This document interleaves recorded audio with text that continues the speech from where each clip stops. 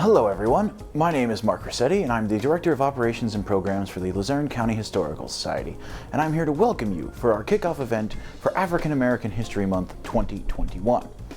This event is being brought to you by grants from the Pennsylvania Humanities Council, the National Endowment for the Humanities, as well as Luzerne County through the CARES Act. I feel it is very fitting that we are here in the spring of 2021, recording this on Dr. King's birthday, not too long after the centennial of the 19th Amendment has expired, because as you'll see later on, that the struggle for women's rights extended well past 1920 in certain parts of America. Now, our speaker today is a local institution, Ms. Constance Wynn. Her family came here 5 generations ago seeking freedom and has been in the Wyoming Valley ever since. She served for more than 30 years with the Social Security Administration. She is the director and founder of the RACE team, Rediscovering Ancestry Through Culture and Education. She is a past president and current chapter historian of the Wilkes-Barre chapter of the NAACP. She belongs to many community organizations, including Black Lives Matter, the Southern Poverty Law Center, as well as the Luzerne County Historical Society. So ladies and gentlemen, without further ado, a fantastic member of our board and someone who I'm proud to call my friend, Ms. Constance Wynn.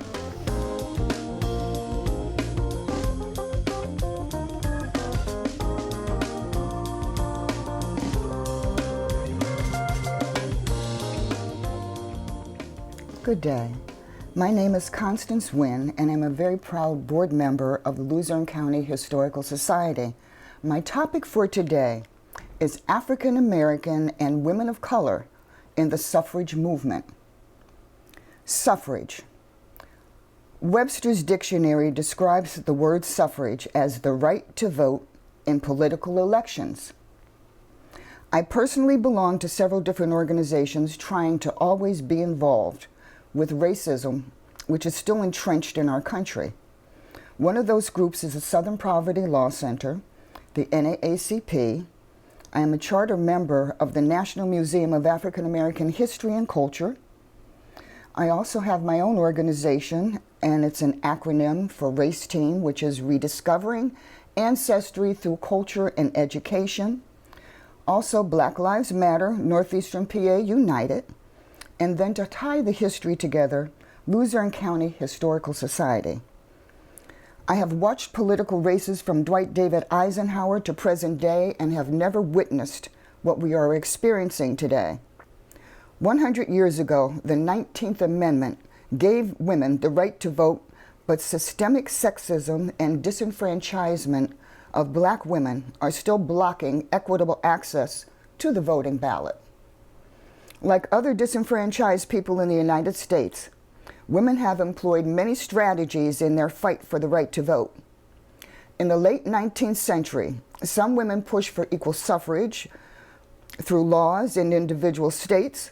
Others turned to courts, while still others used their voice with protests, silent vigils, and hunger strikes.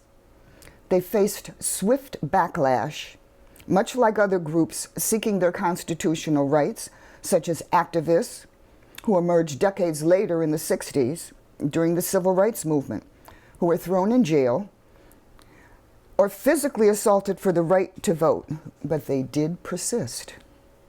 By 1916, the movement had failed to garner support in every state, so it unified around a much loftier goal, a constitutional amendment that would mandate ballot access for women across the country.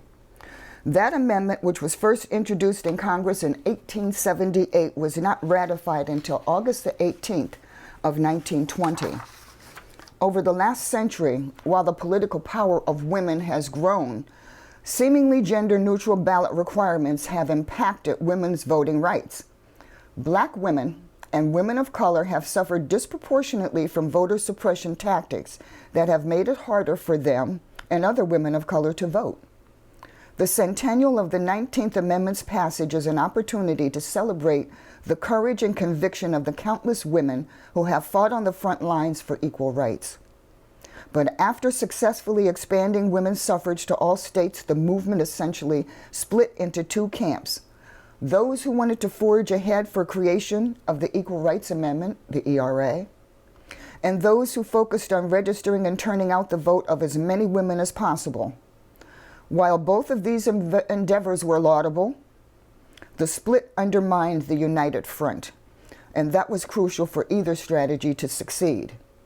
Although a significant number of states have ratified the ERA, almost none in the Deep South did so.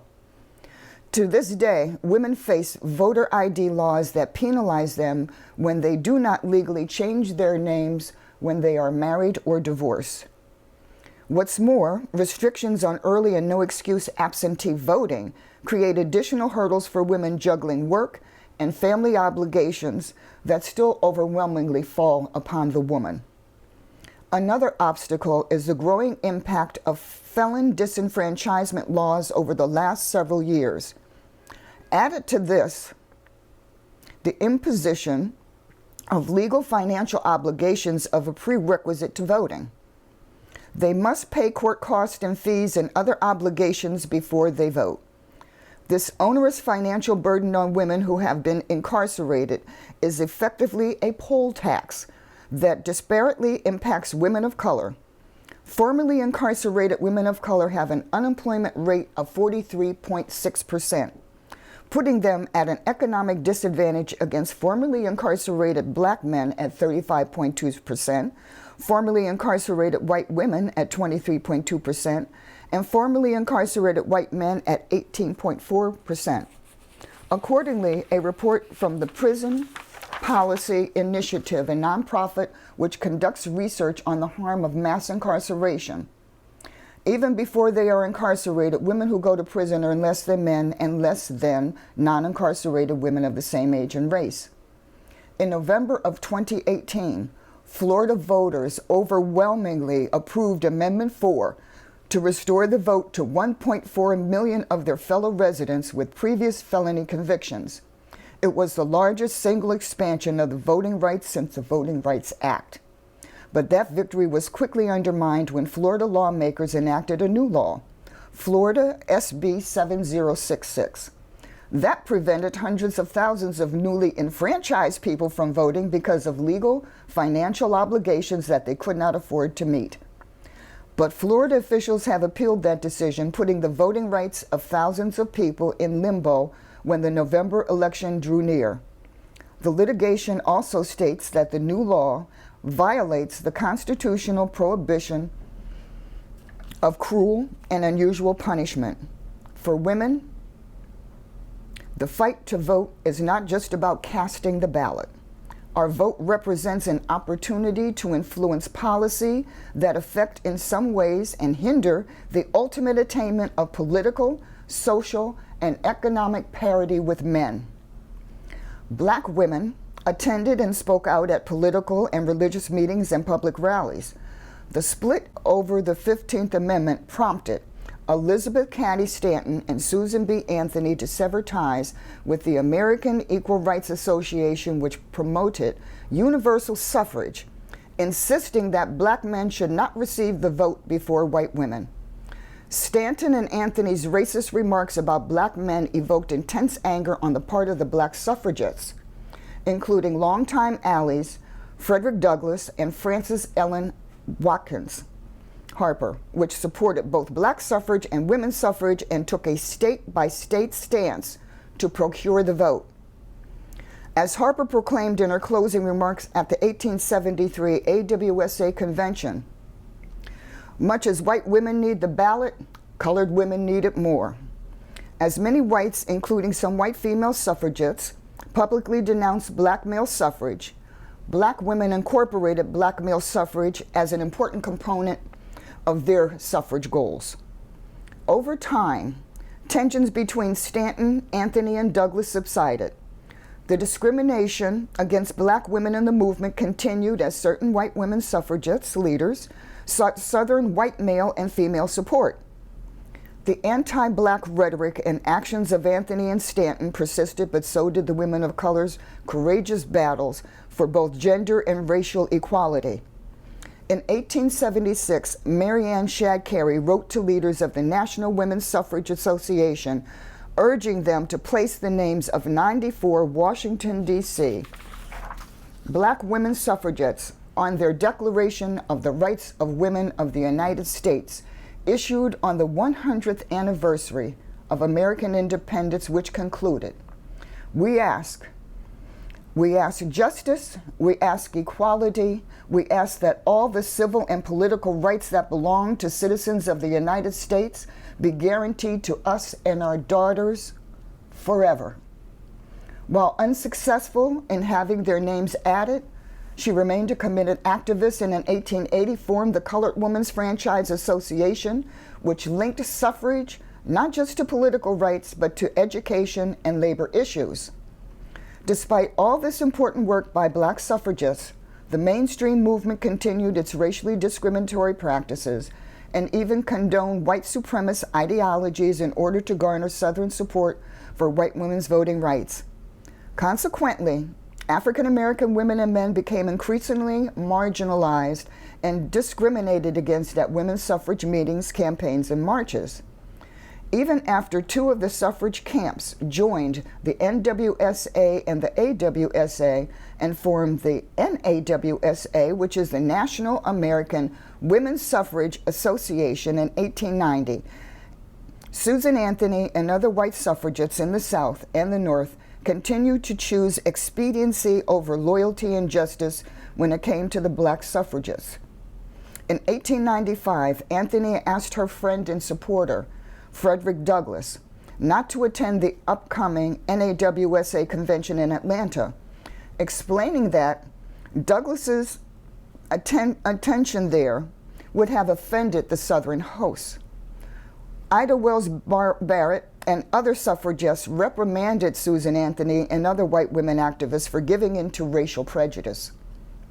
Despite the discrimination Black women experienced, they cautiously joined interracial efforts to secure the ballot for women and to expand women's engagement into electoral politics as canvassers, organizers, and voters.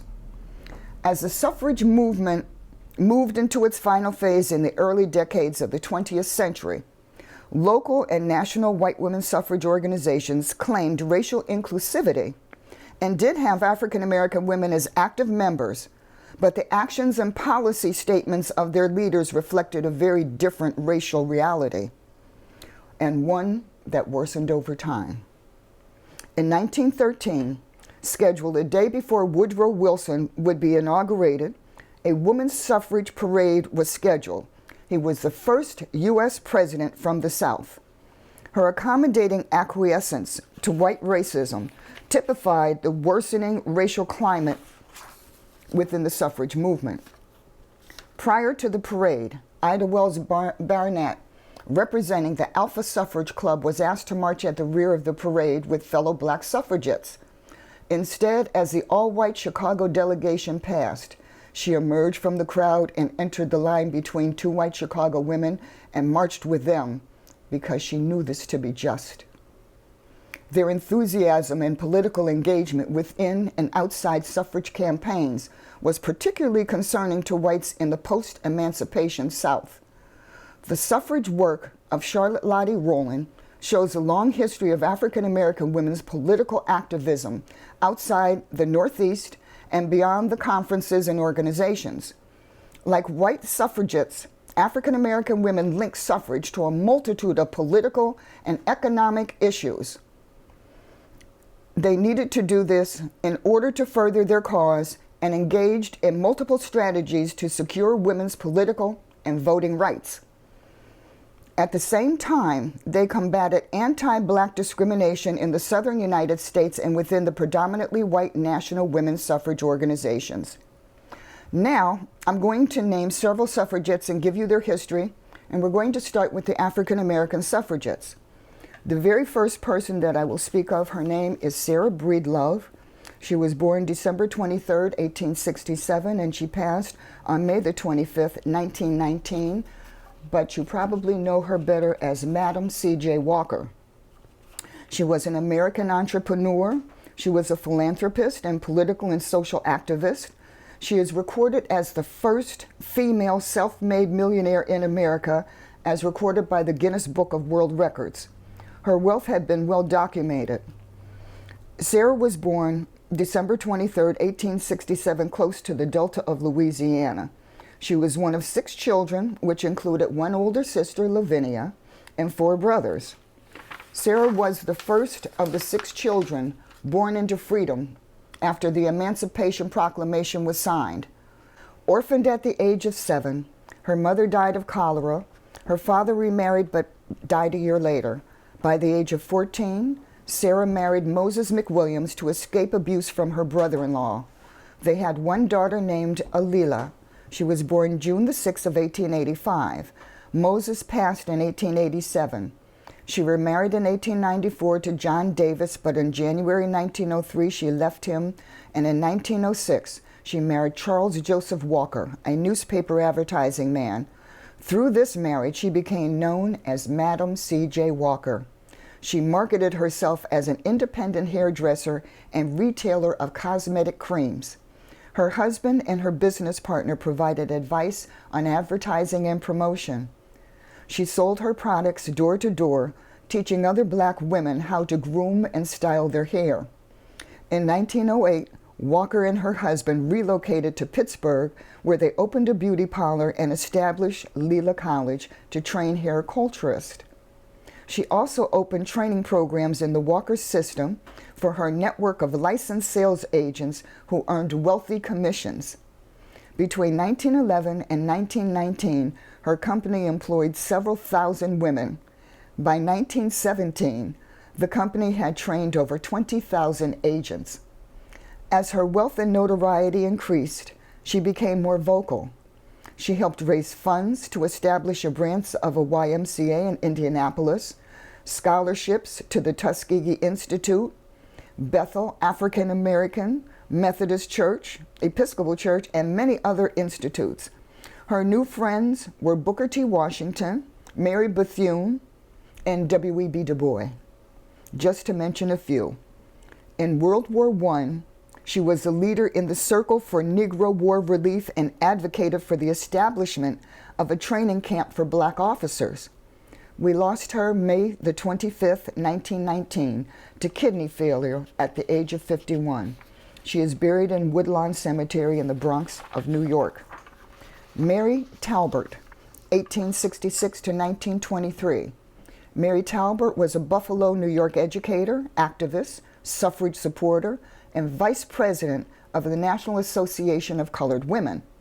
A graduate of Oberlin College, she married William Talbert in 1891. Her husband was a founder of the Niagara Movement, which was a forerunner to the NAACP. A speaker of note, she lectured in the United States and abroad. Her leadership in Black Women's Club movement developed Black women leadership and became a political voice for African American women. She wrote suffrage articles for the Crisis magazine and focused on political strategies to unify African American women. She also served as vice president of the NAACP, where she and others from the organization presented evidence about the disenfranchisement of Black men and women. She was also a pioneer in the historic preservation movement. She helped save Frederick Douglass's home in the Anacostia section of Washington, D.C., along with Douglass's wife and Nanny Helen Burroughs. The next person I will speak of is Ida B. Wells Barnett, 1862 to 1931. She was a journalist, newspaper editor, suffragette, and civil rights leader. She was a militant journalist and wrote for several Black newspapers. She was originally from Holly Springs, Mississippi, where she attended Russ College. She eventually moved to Memphis, Tennessee, where she worked as a teacher and started her journalism career. She led an anti-lynching crusade after 3 of her friends were lynched. In response, a white mob destroyed her Memphis Free Speech printing press. Threats to her life forced her to move to New York City. She eventually moved to Chicago, where she worked on a pamphlet to distribute in the 1893 World's Fair. While there, she wrote for the Chicago Conservator paper, edited by Ferdinand Barnett, whom she married in 1895. Also in that year, she published a book, The Red Record, detailing the atrocities of lynching. She co-founded the National Association of Colored Women and the National Association for the Advancement of Colored People, the NAACP, in 1896 and 1909, respectively. A supporter of women's suffrage, she founded the Alpha Suffrage Club for African American women, and it was the first suffrage club for black women in Illinois. The next person that I will speak of is Dr. Mabel Ping Hao Lee, 1896 to 1966. She was born in Guangzhou, Canton, not far from Hong Kong in China, in 1896. She was 4 when her father moved to the U.S. to serve as a missionary. She remained in Hong Kong and lived with her mother and grandmother, and she learned English at a missionary school and won a Boxer Indemnity Scholarship. This academic scholarship granted her a U.S. visa, and the Lee family settled in Brooklyn.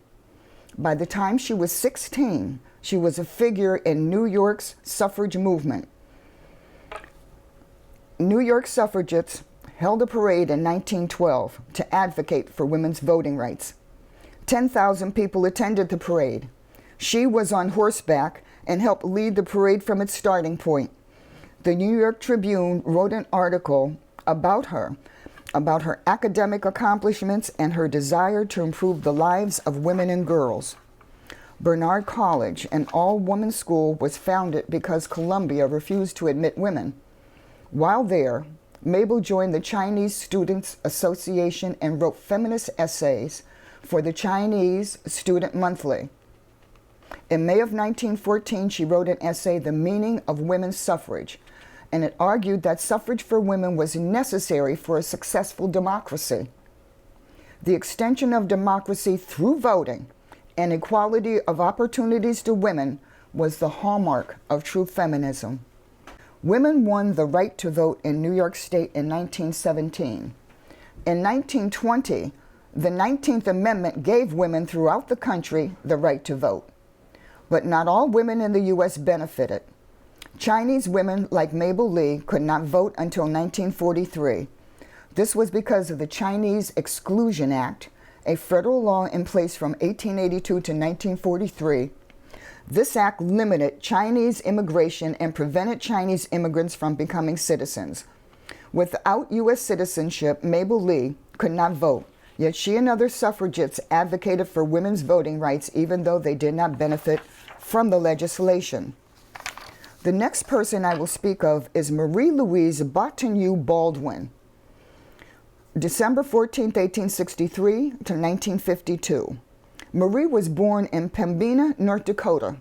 Her father, J.B. Bottignieu, was a lawyer who worked as an advocate for the Ojibwa and the Chippewa Nation in Minnesota and North Dakota.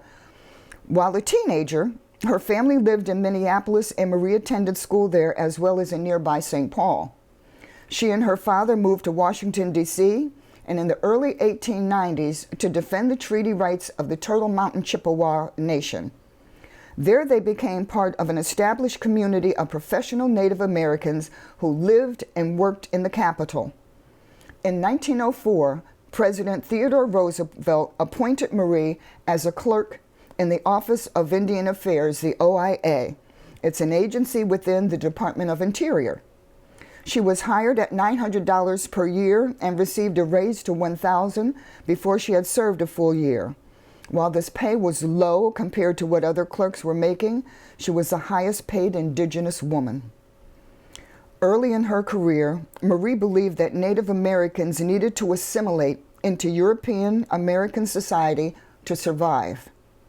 Over time, as she became involved with the suffrage movement and the Society for American Indians, the SAI, her views began to change. Instead of assimilation, she emphasized the value of traditional Native cultures while asserting her own place in the modern world as an Indian woman. In 1911, Marie's father died. His death proved a turning point in her life. That year, she gave a speech at the first meeting of the Society of American Indians and became increasingly involved in their work to celebrate and advocate for Native identity. She became nationally known as a spokesperson for modern Indian women, testifying in front of Congress, meeting with women from across the country, and was a member of the contingent who met with President Woodrow Wilson in 1914. But at 1912, at the age of 49, she enrolled in Washington College of Law. 2 years later, after taking night classes while still working, she graduated as an attorney. She was the first woman of color to graduate from the school. Changing politics and priorities within the OIA led her to disengaging from the group in 1918 or 19. She continued to work for the Indian Affairs Office in Washington, D.C. until 1932, when she retired for health reasons. In 1949, she moved from D.C. to Los Angeles, where she passed from a cerebral hemorrhage in 1952. She is buried at Forest Lawn Memorial Park, Glendale, Los Angeles, California. The next person I will speak of is Nina Artero Warren, born October 23, 1881 to January 3, 1965. Deftly negotiating between Hispano, Anglo, and American Indian worlds throughout her life, Adelina Isabella Emilia Luna Artero was born on her family's hacienda near Los Lunos, New Mexico. The Artero family was wealthy and politically powerful in the Rio Abajo, which means lower river region. Her mother, Eloisa Luna Artero, were descended from some of the earliest colonists in New Mexico. The family of her father, Manuel B. Artero, traced his lineage to the Spanish occupation of the 1700s. As a child, she was known as Adelina. As an adult, she was known as Nina. Once railroads arrived in 1881, white immigrants known as Anglos began traveling west in large numbers, actively displacing Native American, Spanish, and Mexican populations which were already there. When Nina was 2, her father was shot and killed by an Anglo squatter who had moved onto their land. A few years later, in 1886, her mother remarried Alfred Maurice Bergier, who had family roots in Italy. He was an Englishman who immigrated to the U.S. when he was 16 years of age. Nina grew up in a household of 12 children, including her 2 younger brothers and 9 half-siblings. All of the Bergier children were educated. Nina attended St. Vincent's Academy in Albuquerque until she was 11, then went to St. Louis, Missouri to attend Maryville College of the Sacred Heart, now Maryville University, until she was 13.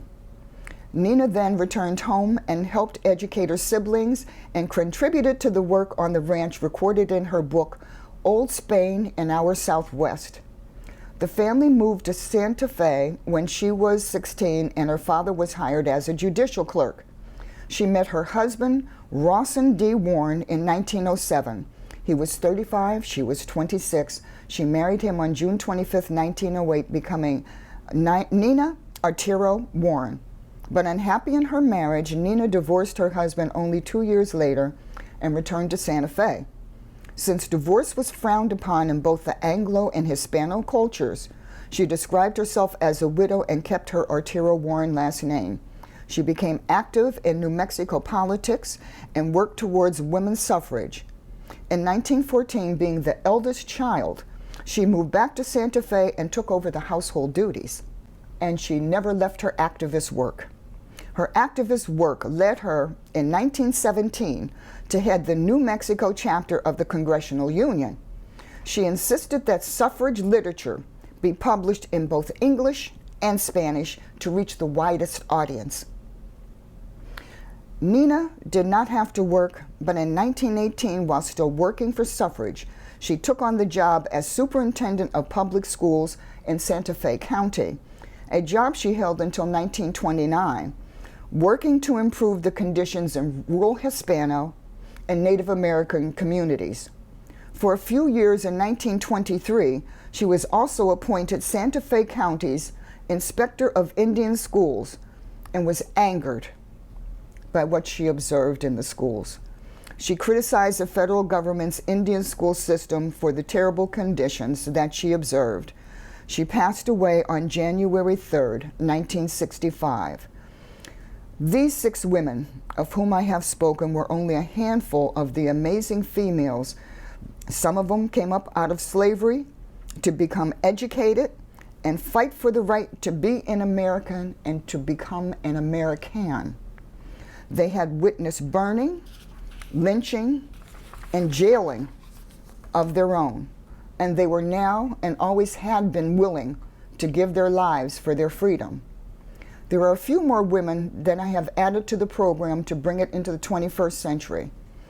I personally am a 5th generation descendant of this woman, and there's 3 generations behind me to make it 8. A woman named Mary Jane Merritt, who was my great-great-grandmother, who ran from slavery with her husband Henry and 15 children in tow. Could any of us do this feat today? Henry Merritt, my great-great-grandfather, was a mercantile store owner, so when he passed away, his wife Mary Jane Merritt took over the store. In 1881, Mrs. Merritt took out an advertisement in the city directory which proclaimed her as a dealer in dry goods, groceries, and provisions on Wyoming Avenue, which were the Scranton Flats. Church was a vital part of community life for people, whether you were European or African ancestry.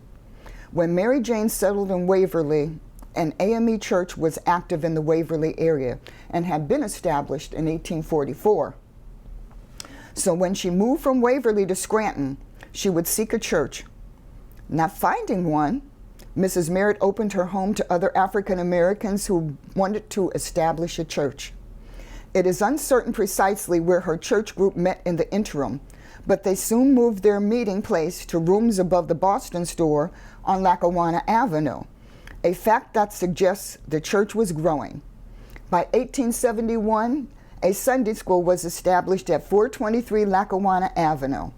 By 1879, the church group had affiliated with Bethel AME and was meeting in an old schoolhouse in the 100 block of Mifflin Ave, which they rented. At that time, the organization numbered about 25. Mary Jane became known and is still respectfully regarded as the mother of the AME Church. Mrs. Merritt did not remain in Scranton, however. By 1884, she had moved south to Wilkes-Barre, where she lived at 113 Jackson Street, along with 2 of her daughters, Fanny and Susanella, simply known as Ella. Mary Jane's journey from slavery to freedom is a powerful illustration of what freedom meant to someone who had been denied the right to pursue their dreams, desires, and ambitions. Once liberated, how did Mary Jane express herself as a free woman of color? During a time when people of color and women were both socially repressed, Mary Jane stepped forward to mother a church, run a successful business, raise a family, and contribute immeasurably to her community. Those contributions and her legacy of freedom continue to expand as her descendants still reside in and contribute to their own communities in northeastern Pennsylvania and beyond. We lost Mary Jane on September 28, 1891. We have the date of her death, but not of her birth. Alice Patterson Patience. I could speak of the first African-American woman that I saw in uniform. Her name was Alice Patterson Patience, who lived in Wilkes-Barre, went to Bennett College in Greensboro, North Carolina in 1942. I grew up knowing and loving this petite little lady and her remarkable history. This was one of the first black women that represented the WASP. She and her sisters from Bennett College demonstrated against the racially segregated movie houses in the South, where the whites sat downstairs on the first floor and the blacks sat in the balcony. She married Mr. C. Edgar Patience, who was the premier coal sculptor of our area. Veleda Wynn Randolph, Audrey Wynn Spence. My sister Veleda went to Greensboro, North Carolina, to a school called Bennett College, where girls went to school. The following year, I was losing the only sister I had left. My sister Audrey and I were best friends, so when she was packing to leave for college, it was overwhelming for me. I watched because there was only my brother James and I left at home. Then again, unfortunately, I had to watch everything play out on the television set. I watched as they beat the protesters, hosed them with water, and turned German shepherds on those they couldn't control, all the while praying that I didn't witness anything happening to my two sisters. The 60s and 70s were hard times in our country. If we weren't protesting for equal rights, voting rights, then we were in the streets protesting the Vietnam War. They were hard times to watch through a lens. But both of my sisters graduated from Bennett College, and both of them became teachers. Audrey, more fierce than her sister Veleda, but both shared an education down south that they would not nor could not ever forget. They couldn't forget where they had been, going into African American homes in North Carolina to register folks to vote. And that education hands-on taught them everything. Audrey, when she retired from teaching, she reinvigorated our local Wilkes-Barre branch of the NAACP. For when she came back home, after teaching in the DC school system for over 20 years, she couldn't get an apartment in her own hometown. Veleda taught school for a while in the South, but she also moved north in the 70s. Her first position was with Job Corps in Hazleton as a teacher instructor. Her next position was with her own company entitled Education Management Corp., which she ran and managed for over 30 years, located in New Jersey, but they traveled all over the country for Job Corps and education management. I also will speak of an African American woman who gave up her dreams so that her children could dream bigger dreams. We had a very unselfish mother who bore 12 children, lost 3 at childbirth, and raised 9. She had a wonderful grasp of the English language. She constantly read to us to stimulate our minds and exercise for our body. Just a pure, loving, giving soul.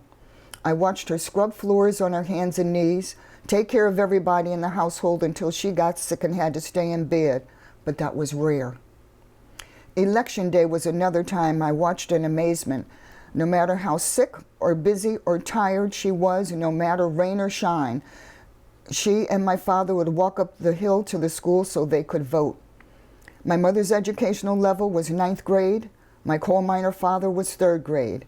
This is something they took personal. It didn't matter whether you were sick or not. When it became time to vote, that's what you did. Once she moved in with me, I made certain that her voting information came to the house. She was never going to walk to vote ever again. My mother, Veleda Moss, also a suffragette. You didn't need to belong to an organization. You proved it by how you lived your life. Her life was lived in caring for others until I was finally able to care for her in her 70s and 80s. Then, meeting of warriors of today. Along the way in society comes the 21st century and the female warriors that are in it to win it. Darlene Duggins, Magladinsky of United We Stand, Divided We Fall, Black Lives Matter, Northeastern PA. I met Miss Magladinsky last year and was grateful to meet her. There are a lot of female African Americans who put themselves out on the front line every day. She is one of those women. If you're looking for Darlene, you will find her in the middle of everything. She moved to the area to escape domestic violence, and in several years she has educated herself and will be graduating from Widener University with her master's degree in social work, as well as her master's in trauma certification, which she had at the end of 2020. Her Bachelor of Science degree she got while attending Misericordia University. She has done many things since coming to our area, and we are grateful to have her here. In conclusion, the white female was treacherous in her bid to win the vote. It truly didn't matter who she took down, Frederick Douglass, or anyone else in their way, in their zeal for the same privileges that their white male counterparts were getting. They were just about willing to do anything to achieve that goal. African American women have become more educated from the last several generations, but to split the rift between the white and black females, I don't know how we will reconnect, but we must reconnect. We, black women, are the birth mothers of our nation. When the mistress of the house became pregnant, you could bet your bottom dollar that there were slaves on the land that were also pregnant at the same time as the mistress. Of course, Not only would the pregnant slave care for the mistress, besides nursing her own child, which she would have to sell into slavery one day, she would also be nursing the mistress of the house child. We as citizens, African Americans, haven't had the conversation since post-emancipation. In the 60s, we lost President John F. Kennedy, who was taken away from all of us much too soon. Then we lost our spiritual leader, Dr. Martin Luther King Jr., and after Dr. King, Robert Kennedy killed. After Dr. King and Robert Kennedy passed, no person stepped to the forefront nor championed the African American cause ever again. So we, as a people, needed to understand that we were on our own. And that's where it's been left. There's a lot of blame to go around for everybody. We African Americans, some have great jobs, some of us actually have big futures in sports, television, music, and other industries. We can buy our own houses, we can buy our own cars, but we can't buy safety and reassurance. This has also given rise to the group Black Lives Matter, because as a group of people, we have been under siege with the police, especially if you live in a large city like Chicago or New York. And with this problem comes another problem, which is mental health. Many calls which come into 911 are calls because people have folk who are having a bad mental health day. The problem becomes when the police are involved, the situation sometimes is not handled properly because the wrong things have already been stated. More African American men and boys have been shot dead because of a mental health issue. Nelson Mandela, although thrown in prison, almost going blind from working in the salt mines, worked toward freeing his people from the grips of apartheid in South Africa. The United States, Great Britain, Australia hasn't worked through any of this yet. Since post-emancipation, we just all went our separate ways to our own detriment. Now there must be a collective healing process and a healing time for America, Great Britain, and Australia, period, or we will be eliciting the same bad habits as before. It doesn't matter what color you are, we all need to heal and awaken to the new possibilities of life. Our 45th president has made us quite aware how precious and fragile our democracy actually is, and that we must constantly, as citizens, keep our vigil. There are several people that I would like to thank concerning this presentation. Mr. Mark Rossetti, Mr. Kevin Fonash for volunteering to come to my home to tape the program. I also want to thank Mary Walsh, Trish Slash, Nicole Colasar, as she was our intern for the summer. As well, I would like to thank Joe Milcavige for assisting me with the presentation. Thank you.